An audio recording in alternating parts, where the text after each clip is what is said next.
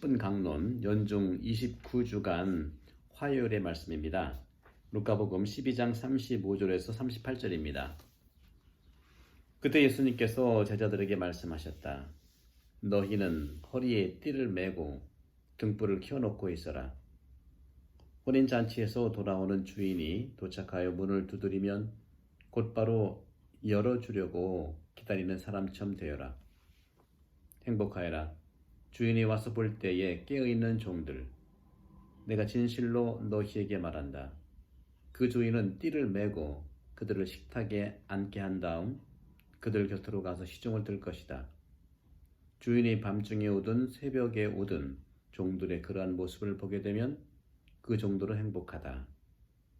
주님의 말씀입니다. 그리스도님 참여합니다. 네, 오늘 복음 말씀에서 우리가 볼 수 있는 것은 종말에 대한 그런 표현이기도 합니다. 특별히 우리 이런 가치들을 살아가면서 이 등불에 대한 것들을 많이 우리가 묵상하는데요. 허리에 띠를 두르고 등불을 켜고 혼인잔치에서 돌아오는 주인을 기다리는 종을, 그 종은 정말 행복하다고 그랬습니다. 왜 그럴까요? 그 주인이 종들을 식탁에 앉히고 종들을 위해서 시중을 든답니다. 꼴찌가 첫째가 된다는 그런 느낌 아니겠어요?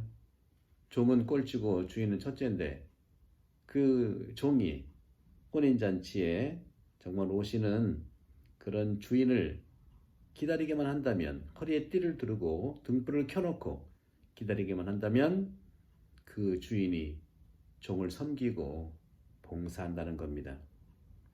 주인을 준비하고 깨어 기다리면 종이 주인이 될 수 있는 것 같아요. 이것이 복음이죠. 우리 가정에서도, 또 우리 사회에서도, 우리 공동체, 특히 교회에서도 이런 모습, 제가 정말 여러분들을 주인으로 섬기려고 하는 그런 마음을 가지고 있습니다. 켜진 등불이라는 오늘 말씀에서 켜진 등불, 주님께서는 등불을 켜놓고 있으라고 그랬죠. 허리에 띠를 매고. 이 소방관들이 긴급 출동을 하죠. 또 응급한 일이 일어날 때 긴급 출동하지 않습니까? 물론 그렇지 않을 때 이제 쉴 수도 있고 할 수 있을 텐데, 긴급 출동할 수 있도록 준비가 되어 있어야 되는 것이 소방관들이고, 또 앰뷸런스, 응급 환자를 데려가는 그런 의료진들이 아니겠어요? 그런 점에서 오늘 복음이 말하는 준비라고 하는 것은 소방관들의 준비, 응급 환자를 데리고 가는, 앰뷸런스를 타고 가는 의료진들의 준비, 이런 준비라는 것이 무엇일까? 또 우리에게는 응급적인 그런 사태가 일어났을 때 내가 준비할 것은 어떤 것일까? 바로 그 준비는 제 시간에 허리에 띠를 매고 등불을 켜놓는 것이 바로 준비라고 오늘 복음은 말합니다. 운동에서도 여러 가지 준비가 필요하죠. 준비를 잘 하고 워밍업도 하고, 그리고 신체 자기 조건, 컨디션 조절도 하고, 여러 가지 심리적 상태도 이제 점검하고 하는데, 운동에서도 게임을 하다 보면은요, 이 스피드가 상당히 관건인데, 소방대원들도 그렇고요, 소방관들이라든가 또 골든 아워를 따지고 있는 이런 응급 사건, 의료진들의 이런 그 앰뷸런스라든가, 요즘 같으면은 뭐 헬기도 있지 않습니까? 응급 헬기. 이것의 준비의 관건은 스피드, 속도라고 합니다. 속도. 그 우리 골든 아워라고 하잖아요. 골든 시간, 속도. 또 이 정글에서 생활을 하는 그런 다큐멘터리 같은 거 보면은 밤에는 상당히 무섭지 않습니까? 요즘에는 여러 가지 이제 모험 이런 프로그램들이 많이 있는데, 정글에서도 가장 위험한 곳이 있다면 어디일까요? 바로 나무의 뒤쪽이라고 합니다. 나무의 뒤쪽. 그 뒤에 어떤 위험이 도사리고 있나 하는 걸 모르기 때문에 그렇죠. 도시도 정글처럼 위험을 만납니다. 우리가 세상을 살면서. 하지만 늘 그러한 그 위험이라고 하는 것은 한 번에만 닥치는 것이 아니라 늘 예고가 먼저 이루어진답니다.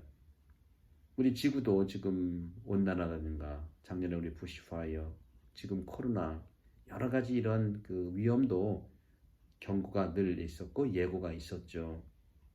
그런데 한 가지 누구도 예측할 수 없는 것이 있습니다. 그것은 바로 죽음의 때, 시간입니다.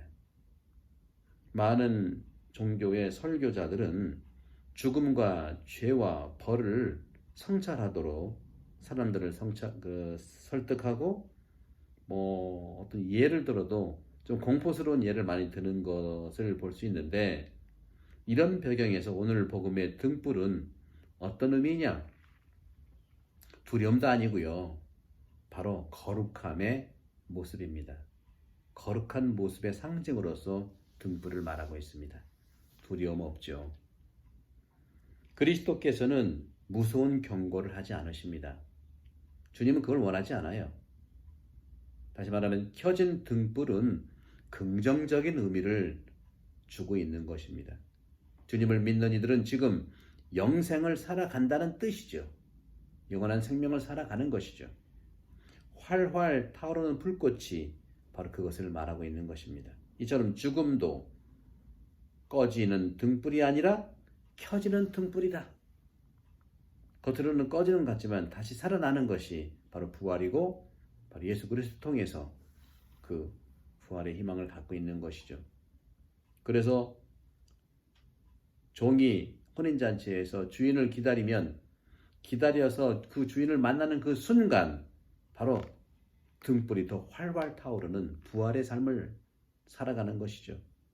그러면 오늘 복음 12장 37절처럼 그 주인은 띠를 메고, 이제 종이 맸던 띠를 이제 주인이 매는 거예요. 띠를 메고 그들을 식탁에 앉게 한 다음 그들 곁으로 가서 시종을 들 것이다.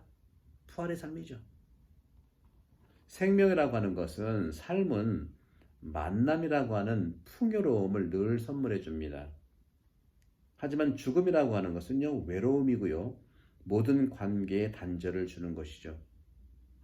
우리도 인생을 살아가면서 자기가 이해하지 못하는 것들을 이해 못하는 감정을 드러내는 것이 아니라 바로 어떻게 하면 그 이해를 할 것인가, 거기에 대한 물어보면 되는 자기식의 판단이라는 것은 그 자체로 생명, 타오르는 등불이라기보다는 꺼지는 등불을 만드는 것이 아니냐 하는 생각을 해봅니다.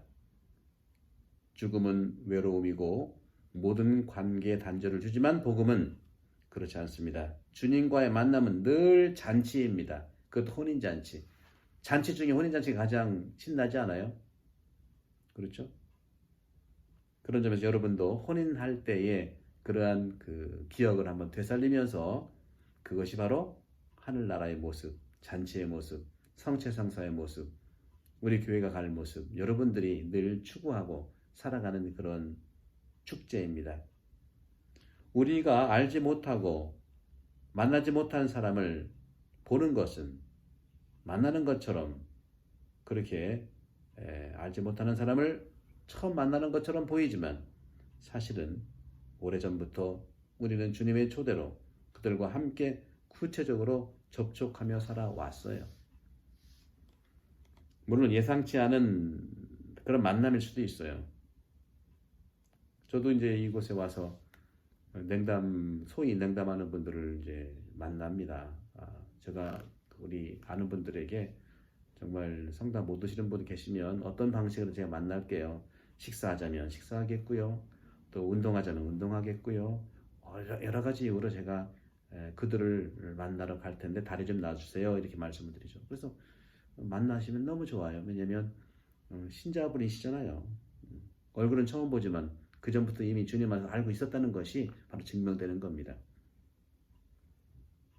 그런 점에서 누구라도 예상치 않은 만남, 기쁨이 될 수 있습니다. 복음이 우리에게 말하는 것은 주님께서 우리의 섬김, 봉사자가 된다는 것인데, 이것은 이미 주님의 순환 죽음 이전에 약속한 것처럼 우리를 더 이상 종들이 아니라 친구라고 말씀하신 것 같습니다. 주인이 밤중에 오든 새벽에 오든 종들의 그런 모습을 보게 되면 그 종들은 행복하다. 우리는 잔치에 가서 식사를 합니다. 그런데 하늘나라 잔치는 몸을 위한 음식, 곧 영양소가 필요하지 않아요. 영원한 생명, 영원성이 우리의 영적 양식, 음식, 빵이 되기 때문에 영양을 취합니다. 진리를 만나면 그것이 우리에게 행복을 주는 영양소이죠. 사람들은 단지 먹기 위해서 잔치에 가지 않습니다. 집도 먹을 것이 있기 때문에 가지만, 그렇죠? 결국은 집도 그렇고 먹는 것도 그렇고 사람이 있는 것이고 사람을 만나는 다 도구들이에요. 그래서 먹을 것과 집은 굉장히 중요합니다. 왜 사람들은 잔치에 갈까요? 바로 사람들을 만나기 위해서죠. 왜 여행을 좋아할까요? 그 새로운 환경에서, 새로운 새 집에서 또 새로운 그 자연을 만날 수 있다는 기대감 아니겠어요? 우리 한국의 그런 명절들, 설과 추석이 바로 민족의 대이동으로 가는 것도 그런 의미죠. 지금은 코로나기 때문에 잘 움직임을 자제하고 있지만 말입니다. 그런 점에서 우리들은 동양에서 혼인잔치는 며칠 동안 계속됩니다. 신랑 신부 가족들이 서로 알려고 하기 때문입니다. 서로 만나는 가족들, 그 가족들이 처음 만나잖아요.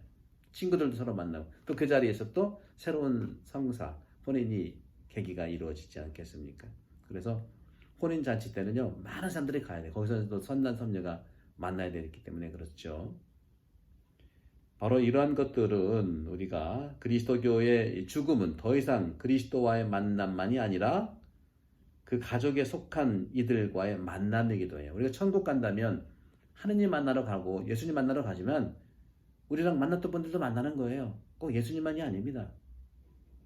가족들과의 그런 만남, 가족에 속한 이들과의 만남이죠. 바로 이것이 성인들의 통공입니다. 11월 달에 유령성월 날 꼬문일상 떠오름, 우리 신앙의 고백이죠. 여러분들 허리에 띠를 메고 주인을, 등불을 켜고 주인을 기다립시다. 그러면 그 주인께서 허리에 띠를 띠고 우리를 위해서 봉사하시고 또 등불로 우리에게 반겨주실 것입니다. 성부와 성자와 성령께서는 여러분 모두에 강복합니다. 감사합니다.